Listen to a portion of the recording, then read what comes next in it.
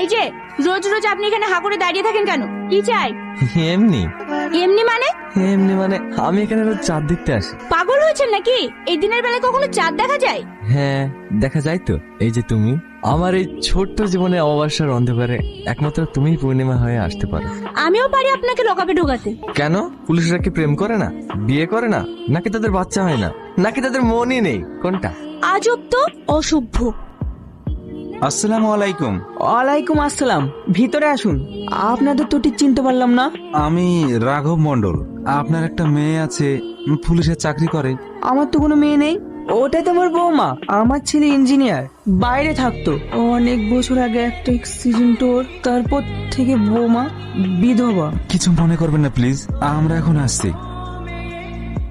ওরা কারা এসেছিল? ওই তো প্রতিদিনের মতো সবাই জানে তুই আমার মেয়ে, তাই বিয়ের প্রস্তাব নিয়ে এসেছিল। দেখ